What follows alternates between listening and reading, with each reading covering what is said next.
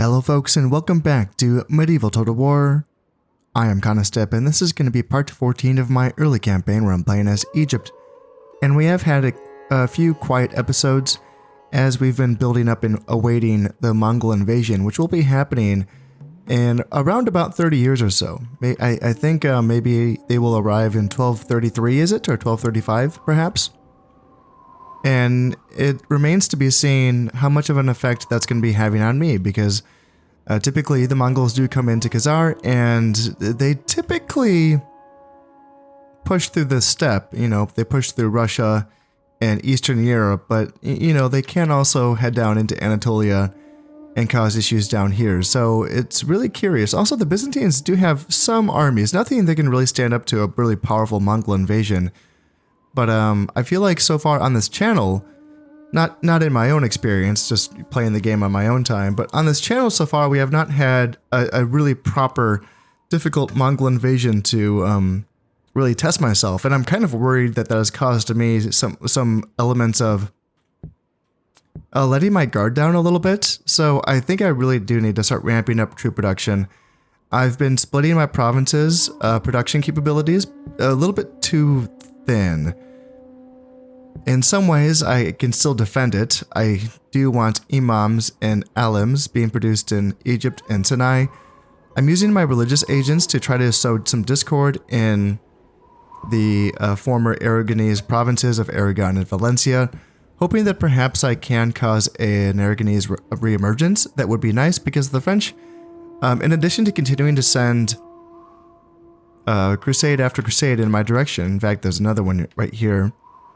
They also are building navies, which, although they can't really contend with my navies overall when it comes to their strength, the fact is that their tier 1 boats, the barks, can beat my Bagalas, my tier 2 boats, in a fight, which can be a little bit frustrating. But so, I mean, overall, I'm fine on the seas, but they're propping up, and I haven't been able to really double up my boats in a lot of these northern sea regions. My presence in the Mediterranean feels pretty okay. It's mostly just in, as soon as we pass the Straits of Gibraltar, that's when it gets a little bit hazardous. Now, luckily, the Byzantines, being my allies, and also they are also at war with the French. They are fighting the French actually in Western Europe, which is really fun for me. I doubt they will be able to finish taking Burgundy, but the fact that they're causing a lot of issues here, and more importantly, the fact that the Byzantine navies are helping my navies with sort of controlling the French navies. So the French right now just have one boat here in the Gulf of Cadiz, and I think that that's all that I see. So that's fine for now, but they will continue to try to build boats. And my economy's fine. It's sitting at 9,000, which is pretty, it's better than fine. That's pretty gosh darn good. My treasury is sitting at 435,000, which also is pretty gosh darn good. So yeah, that's good, but things are about to get pretty dicey here, so I want to have everything, tip-top shape before the Mongols arrive. And it's interesting, I believe this crusade is being allowed to pass through Byzantine territory, despite the fact that the Byzantines are at war with the French. That's just a weird thing to me, but yeah, otherwise, these territories that would be left behind by the French crusade would be owned by the French. So yes, I believe this crusade is being allowed to pass through, and it's not going to be able to do anything against me. How many stacks does it have? Just, man, a little bit more than one. How many troops overall? 797. And it's going to be losing troops as it passes through Byzantine territory. So yeah, that crusade is not going to be able to do much against me. Just hang out in Lesser Armenia until it perishes, perhaps. As I mentioned, I have been sending some spies along with my religious agents into the former Aragonese territories in an attempt to destabilize this region here. Now, there's a border fort in Aragon, so I have been losing spies to this, but I'm going to continue to attempt to slip a spy past the border fort defenses in hopes that I can sort of cause some issues here. Loyalty is at 168, and I think that one spy sitting in a territory will drop it by 20%, I think. And at the very least, that's causing the French to either A, decrease their taxes, not in this case, or B, allocate more resources, more troops to these provinces to defend them. So, you know, there's some tertiary benefits to causing issues amongst the French territories here on the frontier here. Are they at war with the Castilians or the Spanish? I don't think they are. No, Germans, English, me, and the Byzantines. That's where we're at. Okay, well, other than, so what am I building right now? In Egypt, I'm focusing mainly on farmland, but I think I need to sort of switch that over to, what was I looking at? Right, yeah, the Grand Mosque, because I can only build one of these in my entire faction, the Grand Mosque is going to be, well, this is the building that's required to train the Nizaris, which are these really good archery units that's available to the Egyptian faction. And I've never used them before, so I want to use them, obviously. And yeah, they have to be trained here in Egypt. So once I'm done building farmland, I think it's going to be this upgrade and then the 80% upgrade. And then I just need to build the Boyar and the Boyar's workshop, and I think that's it, right? Let me double check that. Yeah, the Boyar's workshop. So that's, yeah, not too far off, really. And yet then getting the Nizaris with the +3 morale bonus is going to be very good. Now, it would have been nice to be able to build the Grand Mosque here in Syria to get the +1 valor bonus, but I did want the Grand Mosque in Egypt so that I can get the Homelands bonus. Now, wouldn't that be kind of a funny thing to, at the year 1204 is the last year for this to be counted? And then what if I were to destroy the Grand Mosque and then rebuild it in Syria? How insane would that be?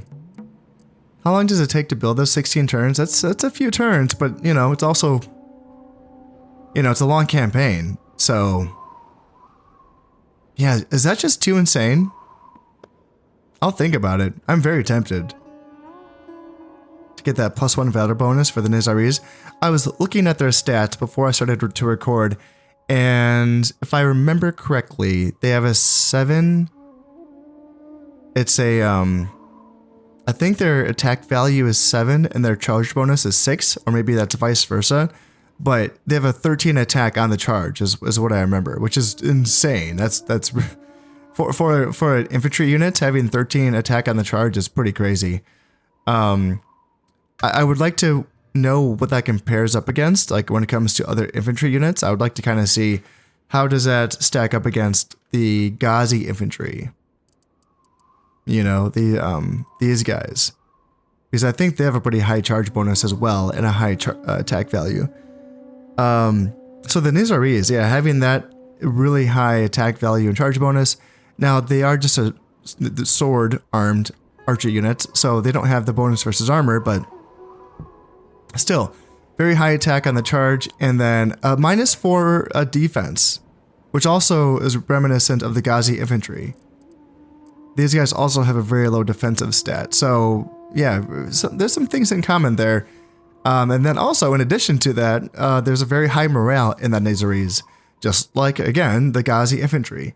So they're kind of like a fanatical archer unit, which is a weird combination, right?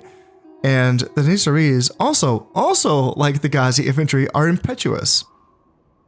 It doesn't say that here. You would think that it would say that here, because there's a pretty important part about who they are. I'm almost positive Ghazi infantry are impetuous, which, as a reminder, means that they will charge without orders. And for the Nizaris, an archer unit, to have impetuous as part of their traits is such a weird thing, isn't it? Because you would think that an archer would know better, and they would know to stay behind their protective infantry elements and shoot their arrows into the enemy, not like charge at the enemy like a bunch of crazy madmen. So anyway, I think the Nizaris would be a really fun unit to use, and I'm looking forward to it. Now, would they be replacing the Desert Archers that I should be training up as well? I mean, the Desert Archers are pretty basic. They just have very small upgrades over regular archers, But the fact that I can train desert archers in multiple, well, any province, really, and that, well, not in any province. So the desert archers are, of course, geographically locked into desert provinces, which makes sense. But yes, that'd be like all of my territories that I currently hold. Yeah, I think I would still want to pump those guys out for now. Soon, very soon, in fact, I will be able to start training crossbows. So I'm going to need to get some crossbows going when it's time to counter the Mongol heavy cav. That's going to be pretty important because I don't think if the Mongols attack Syria, I'm not going to have any forest to hide into, which is going to be really stressful for me. All right, Sinai. Sinai doesn't have a building being built, and I don't know really what there is to build here. Should I get a dockyard so that I could build more baglas from another province if I wanted to? That's tempting. That is tempting. Getting the armorer's workshop is, I think, a no-go because I do get my Mamluk horse archers with a +1 valor bonus here in Sinai, and I believe that already with just the basic armor that taps out their armor allowance for fighting in the desert. So I think that's a no-go. Spearmaker's tempting, but I think having a dockyard so that I can build more baglas is that could be helpful. Palestine is building a master horse breeder so that I can get my Gulam cavalry with the +1 valor bonus. So that's going to be good for them. And also I can't even build a basic armor for them because that would tap out their armor values as well for fighting in the desert. And I really do have to prepare for that. You know, this is where I'm going to be defending. So yeah, Arabia working on building a citadel, and Syria, I was going to build a mosque, but you know what I'm thinking now. Let's get a spearmaker going. This is going to allow me to train Nubian spears, but more importantly, once I can build a spearmaker's workshop, then I can train Saracen infantry at another location. I realized at my whore that I can currently only train Saracen infantry in Palestine, which is currently all hands on deck with training Gulam cavalry. I don't want to divert that attention from the Gulam cavalry right now. So, but I should have a mountain of Saracens as well by the time the Mongols show up. So yeah, let's get that going in Syria as soon as possible. Tripoli is building a merchant building, training baglas.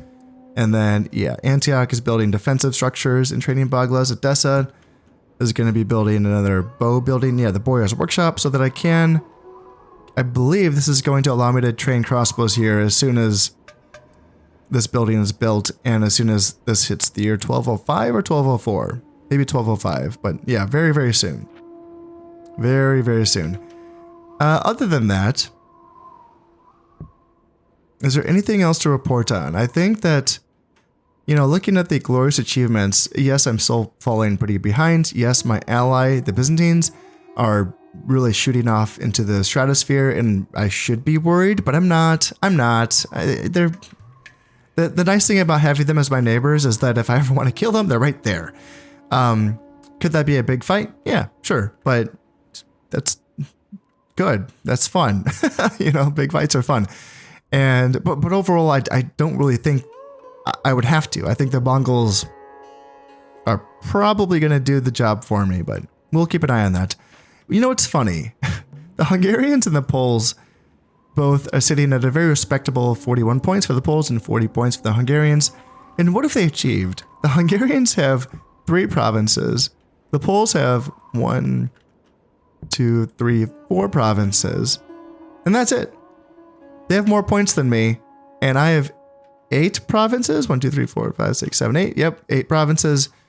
And yeah, they have more points than me. That's just a really silly thing, but yeah, that's how it goes. That's the fun of it. The Almohads, man, just being docile as fuck. They're just not doing anything, man. Yeah, so much for religious warfare. I mean, come on, Almohads, you guys were extremists. This is what you're built for, man. Fine, whatever. Be that way. And yeah, England, you just always disappoint me. Always, always, always. I can understand. I forgive the Danes. The Danes, I've played that campaign, and while I think it's very doable, you know, once you take the initial provinces, you know, and build up a good economy on the Baltic provinces as well, it's a very doable campaign. But I can see why the AI would struggle with it, because the AI struggles with building trade fleets and trade economy. So I get this. I understand the struggle, Denmark. England, you guys just don't have any excuse. The AI for the England, they're just built passively. They're just, it was written by the developers. England is passive for some reason. I don't know. They must have had some historical precedents that I'm not aware of. But yeah, it's weird. I thought England was attacking in this time period. You know, they were the initiators of the 100 Years' War, right? I don't know. I haven't gotten to that, so I don't know anything about that, but yeah. I just don't understand. Why are you so passive? You know, the Italians, I can kind of get it. The Italians were kind of all about trading and, you know, just being the Ferengi. For those of you who watch Star Trek, yeah, the Italians are just kind of like the Ferengi of the real world in this time period. Of course, they weren't just, you know, a united country at this time period either, but I can kind of understand why they would be passive. And this is the most expansionist I've ever seen them to be, but that's just because they're taking advantage of rebel provinces. That's all this is. Also, my new Sultan, Ali II, only 3 influence, but that should increase over time. He is 31. He is married. He doesn't have any children. I believe these are both his brothers, Prince Al-Adil and then Prince Al-Mustali. 24 and 16. So yeah, they should be his brothers. So yeah, even though you suck in like every other way, don't let producing children be one of those ways that you suck. So get to work, my good dude. Or maybe he does have children. Maybe he just has daughters. But you need some sons. It's not the super most important thing. His brothers could, you know, carry the load later on. But yeah, I would prefer it if you did not stress me out. So you're 31, you got time, but get on it. That's it for this turn, so let's drop a save and let's move on. Oh, the poor Poles. They're retreating from a tiny little rebel army here in Prussia. Things are just not going well for them. And as to be expected, the Byzantines are retreating from Burgundy, but yeah, they had to draw in a lot of French soldiers for that to happen. Oh, the Byzantines are having a little bit of issues here in Cyprus, are they? I wonder if they wouldn't be suffering from a civil war, are they? And yeah, I'm continuing to lose spies here in Aragon. Master Merchant has been finished here in Tripoli, so that's going to be some good cash. Famine in Antioch. Oh, that's a place where you do not want to have a famine. That's going to be a huge cut into the income.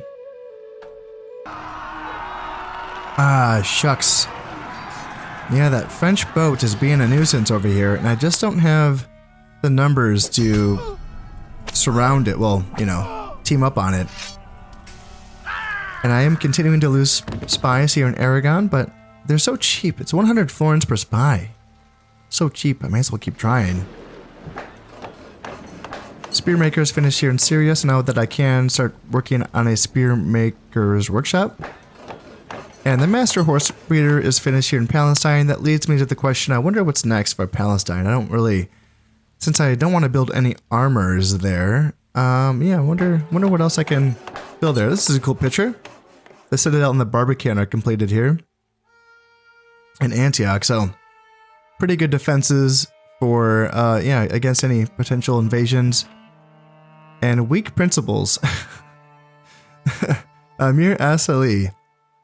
You know, it's kind of a funny picture, right? Because it shows a guy being knighted for a vice or virtue, but clearly, like, he's being knighted. Like, weak principles, you suck.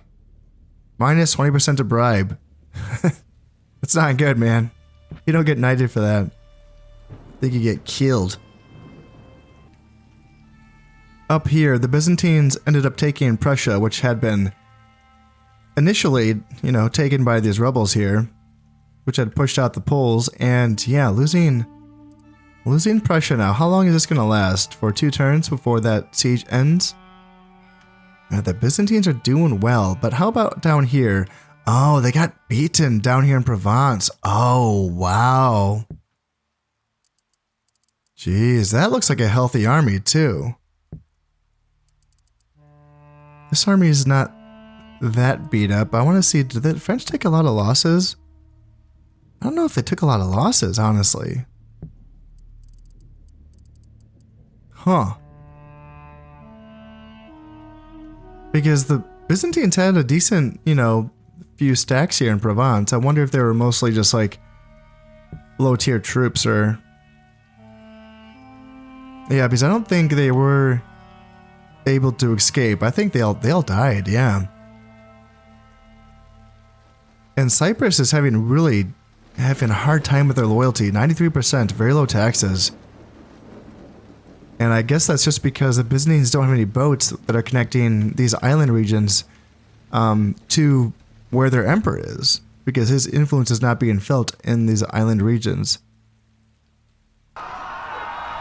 Luckily, this French boat actually did sink while trying to attack my boat, and I didn't even, you know, try to fight it. I was just trying to escape the wrath, but luckily I was able to win that. So one French boat down, but I think there's another one roaming the seas. And I am the richest, yes, that feels good. The Spanish king has died from an illness. The Byzantine emperor has also died from an illness. And yeah, I'm continuing to lose spies. I'm wondering what the level is. Like, I wonder if, you know, is it just impossible for Zero Valor spies to cross into provinces that are guarded by border forts?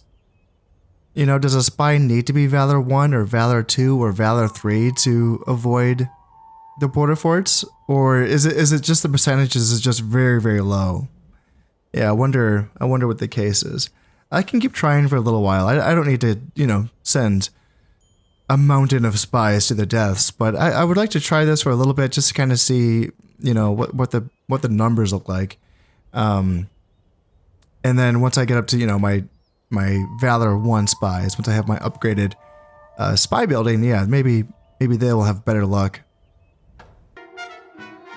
Now I have scored some homelands points. This is going to be 10 this time, so that does feel good.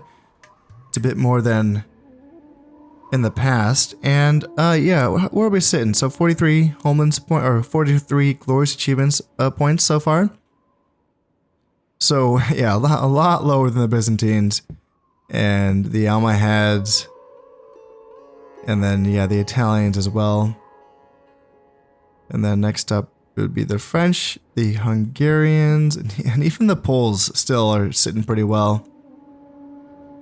Still though, I'm interested to see. So next turn I'm going to be getting my new set of glorious achievements, and I wonder if Cyrenaica is going to be on the list next year.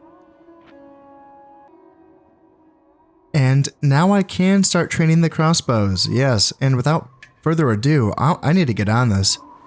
They only cost 200 florins to train. How does that compare to the Desert Archers? Yeah, the Desert Archers are more expensive, aren't they? 250. And the support cost is also lower for the crossbows.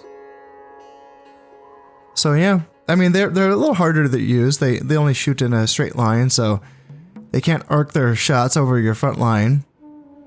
But they're good versus armor, and the Mongols do have some pretty heavily armored heavy cav, so these guys are going to be very important for fighting up against them. So yeah, we need to start pumping these guys out. And oh cool, we can also start training the Mamluk cavalry. Ah, oh, sweet. Nice. Right, that reminds me. So I was going to do that down here now, because I get the Valor bonus from Mamluk cavalry down here. But I'm going to be working on the Nizaris when I build those archer buildings. I guess that's going to be a little ways off, isn't it? So yeah, I can get quite a few Mamluk cavalry going. Yeah, these guys are cool. So the Mamluks are warrior slaves with superb military skills. Their cavalry are well armed and armored, highly disciplined, and particularly good against armored opponents thanks to their axes they wield These medium cavalry can be used for many tasks on the battlefield and can give heavier cavalry a nasty surprise. Yeah, it's funny. I thought the Mamluks were like heavier cavalry than what they appear in this picture here. You know, like wearing robes and stuff. Like, they were some pretty decent heavy cav. So, but hey, in this game, they're going to be like a medium support cav. That's fine. Let's get these guys going. And yeah, let's make sure that all of my frontier provinces has a few of these guys. Syria can also start training the crossbows. And I think it's time to do that. Let's forego the spy project for now. And start pumping out more crossbows from as many provinces as I can. And then down here in Arabia, I can finally start training the Abyssinian guards as well. These are the two-handed axemen. And yeah, they look awesome. Look at that picture. They're so badass looking. So yeah, the Abyssinians have been guarding the Egyptian rulers for centuries. They are used on the battlefield as disciplined axemen, able to carve a path through enemies. Their lack of armor is a weakness, but their superb discipline is some compensation. They are best used to attack peasants, militia, and spearmen. I don't know if that's true. They have axes. They have a bonus versus armored troops. I feel like they're good against armored troops. Not necessarily peasants, militia, and spearmen. That seems, I don't know, it's a weird thing to say, but anyway. They only cost 175 to train, but they do cost 75 support cost. How does that compare to the Ghazi? Ghazi is the same to train, but the support cost is way, way cheaper for the Ghazi. And I guess that makes sense. The Abyssinian guards are supposedly like the bodyguards for the rulers, right? Whereas the Ghazi infantry were these fanatics who essentially would guard the frontiers. They'd have these like frontier posts, which were the ribats, I believe. And yeah, they would essentially man these frontier posts for religious reasons. And it says it right here. So the Ghazi are fanatical warriors who think nothing of facing tremendous odds. Wild and brave, they can be difficult to restrain. In an attack, they can smash into an enemy force as their axes do terrible damage. On defense, they can rashly counterattack and therefore weaken a strong position. And while I definitely will be using both of these units in this campaign, I do want to focus more on the Abyssinian guards just because these guys are more, well, they are unique to the Egyptians, whereas the Ghazi infantry are available to all of the three Muslim factions. So yeah, a little less special, but very effective, very useful unit, and they will definitely be getting some play in this campaign. But yeah, I think, before I forget, let's get these guys going here in Arabia. And that helps. Yeah, the Mamluk cavalry, the crossbows, and the Abyssinian guards is going to all provide me a bit more punch against the oncoming horde of Mongols. And here's another unit that I can train. The Pavis crossbows can be trained in Sinai because I already have the required, the bow building, whatever that would be. The Boyar's Guild, perhaps? The one that I need to train the Mamluk horse archers. So yeah, these are just crossbows with a big old shield in front. So that's very useful. They are a lot slower than regular crossbows. Oh yeah, and I can train the arbalesters as well. Oh shit. Oh, these guys are very good, yeah. Much better than crossbows. Yeah, the arbalest is a heavy crossbow that can fire a bolt which will go through most armored targets. It has a very slow rate of fire and needs a small windlass to pull span the weapon. Properly protected by other troops, arbalesters can be deadly. So, it's my understanding that the slow rate of fire is the exact same as the crossbows. Yeah, I don't think there's any difference in that. I think it has longer range, I think. Does it have longer range? Does it say anything here? Let's see. Long range. Yeah, I think that means longer range than crossbows. So yeah, I think it has longer range and then higher damage and higher armor piercing. I think those are two different stats. And I believe they also fire a bit better in bad weather, like rain. because I think the strings are made out of metal, is it? So with those metal strings, it's not as affected by rain, whereas the crossbow will be affected by rain. Not that I'm going to have to worry about rain too much where I am. But yeah, very, very awesome units. The Baviste crossbows should not be forgotten though, just because the Mongols will be coming with a lot of archer units. You know, a lot of horse archer units, a lot of their infantry, the Mongol warriors, which is a hybrid unit. It's an archer with a sword. It's a pretty good melee. And I wonder what that matchup looks like between the Mongol archers or the Mongol warriors and the Nizaris.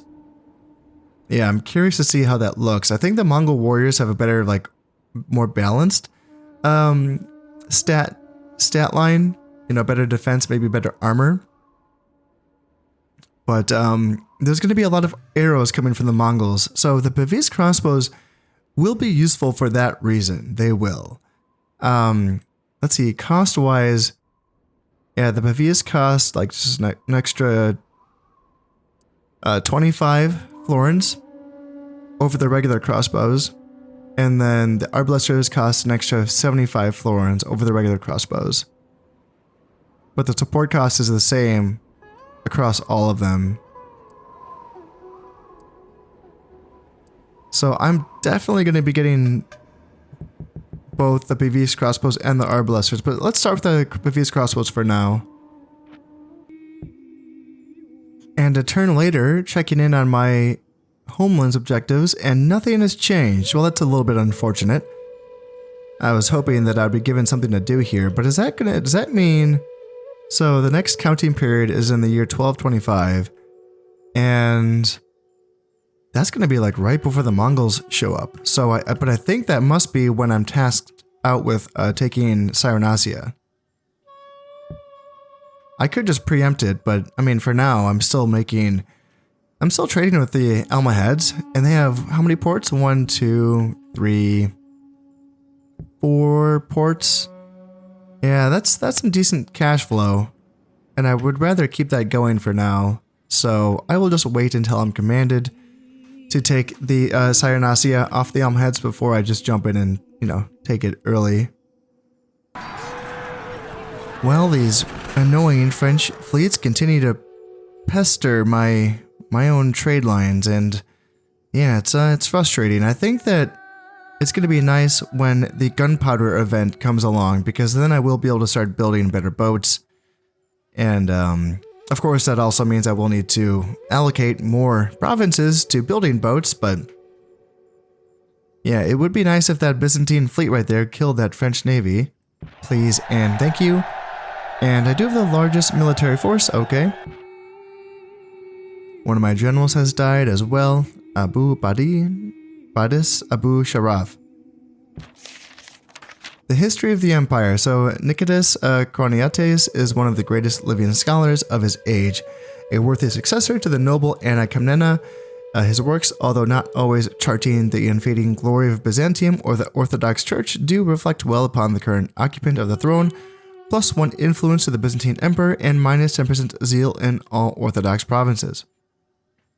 Okay, interesting. So that would hurt more, you know, the crusades that continue to pass through the provinces.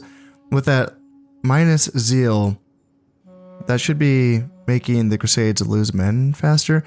One of the great epic stories of German legend, the Nibelungenlied, I think I almost got that one, has become more than just a heroic poem in Germany. It is a part of what makes German culture recognizably German, that is helping to unite the nation of the Germans as a single entity and inspires all Holy Roman Emperor generals, granting them +1 loyalty. Okie dokie. Let's see, anything too important? No, nothing too important here. But I did want to, so this crusade has just been hanging out in Rum for this entire time. Yeah, only 1 loyalty on the general, down to 321 men, and they have not even gone into Lesser Armenia. It's weird because if the Byzantines are allowing the crusade to pass, why have they not at least parked in Lesser Armenia? Why have they parked in Rum? That is so bizarre. Oh, it's not on its way to Antioch. It's on its way to Tripoli. Oh, so it's thinking it stopped. It stopped here at Syria. It's not stopped at... Okay, I get it. Right. I get it. Okay, well, either way, it's going to go away eventually. It's going to be a while, but eventually it will go away. Now, the French... Yeah, the French king only has 2 influence. And still, his realm remains intact. God damn. That's been so frustrating in this campaign. You know, seeing the French Empire just remain stable and, you know, whole. What else? There was something else that I wanted to bring up. Oh yeah, so for a while there I had forgotten that there is another heavy cav unit that is available to the Egyptians other than the Gulam cavalry. And that is, of course, is the Khwarezmian cavalry. Now that is a tier 4 cavalry unit, so it's going to require a citadel. And I've decided to start working towards that here in Palestine. What was it that got me thinking about that? I thought there was a building that I already had. Yeah, the Master Horse Breeder does train Khwarezmian cavalry as long as it has a Master Spearmaker. So I'm assuming that's going to be available when I get a citadel. And even though they are super heavily armored, they might still be nice to have in Edessa and Antioch. Just because these places are... Oh no, they are rock desert, aren't they? Yeah, that's right, they are. It's weird though, because, yeah, again, that's so trippy, because when being attacked from Rum, it's not rock desert, it's arid ground. Yeah, that's so trippy. So, I guess I could put Khwarezmian cavalry in Edessa and Antioch, knowing that I will not be fighting in a rock desert, I will be fighting in arid ground, therefore the heavy armor of the Khwarezmian cavalry won't be as much of a burden. But Syria is always a sand desert, correct? It is, yeah. No matter what, it's always going to be fighting in a sand desert. Yeah. Okay. Still, I think it's going to be pretty nice having that unit available to me, you know, once the Mongols come. Also, my Sultan is now 40 years old and still no sons. Now I'm starting to worry a little bit. For him to safely be still alive by the time his son comes of age, you would want a son to be born like now. Now, of course, as I've mentioned before, Prince Al-Adil and Prince Al-Mustali could already have sons. So that's a possibility. Prince Al-Adil is 7 years younger than the Sultan. So there would be time for a potential son of his to come of age. But it's definitely getting a little bit nerve-wracking here in the family member department. I must say, there's been something that I've suspected throughout my campaigns playing this game. And it's something that I have brought up time and time again. And I still can't really confirm it, but it's just been a nagging feeling of mine, which is that there seems to be certain traits which are favored in certain factions. And I'm seeing, for instance, a lot of good acumen traits with the Egyptian faction so far amongst its generals. Just a lot. And it's really hard to not notice it, really. You know, and you can kind of tie this into what Egypt meant historically. The Fatimids themselves, I don't know if they were too strong militarily, but they had a really good economy. You know, they sort of were, you know, they would trade with the Christian factions, but also they would trade with the Muslim factions, and they would trade even all the way to India. So, like, you know, they were pretty wealthy. And I would imagine that also continued throughout the Ayyubid and the Mamluk dynasties. I would think so. So I think there is some historical precedence for this. And I think, for instance, the English are more predetermined to have high dread on their guys. Maybe, yeah, there's a high dread guy. King has decent dread. Just want to kind of like look through this. Like, is that true or no? I mean, maybe it is. I mean, that's all good dread. That's 3 and above for all of these guys, you know? And then I feel like the French always have like good piety, you know? Just kind of glancing through here. You see what I'm saying? Like it's all high piety, very, very high. And I don't know enough, like, you know, I haven't noticed anything with the Italians, but they usually die fast, so I don't really get to see much of the Italians. But that's been a suspicion of mine from like day one of playing this game. I feel like the Byzantines always have high influence king or emperors, at least up until like the time period in the Byzantines where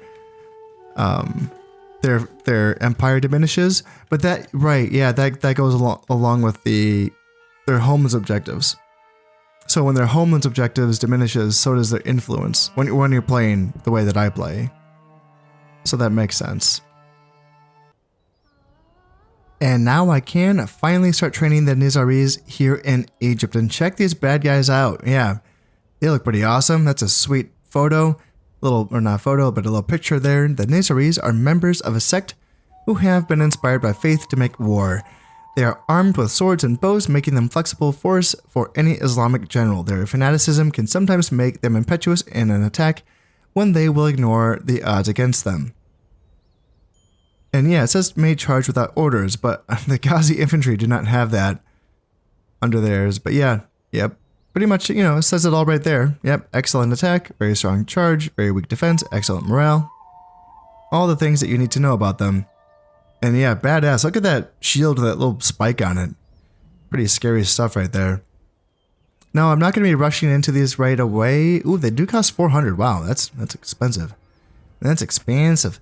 I want to keep going with the Mamluk cavalry for now.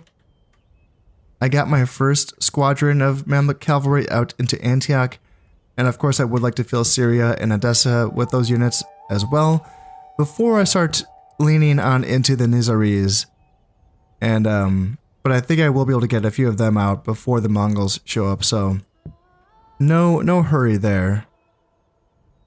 And let's go on and let's get some more improved farmland here in Egypt. Oh, thank God. Okay, finally. My ruler's wife has given birth to a son. He will mature in 16 years. My ruler, I think, is 43. So he would be 59 when his son comes of age. That's doable. That's doable. He can live to be 59. And if he does not, I believe the son still exists, essentially. And then one of the uncles, one of the king's brothers, would be the regent of the son. I believe that that's how that works. So that's good news. All right. Anything? Oh, I can take a deep sigh. I can take a deep breath now. That's kind of making me nervous there for a while. Oh, yikes. So the French are now able to produce their caravel, which is their second tier boat. That's a little bit scary. Ay, ay, ay. Yeah, speed is only 1, so it's slower than my Baglas, but attack of 3, defense of 3. Whereas my Baglas only have an attack of 2 and a defense of 2.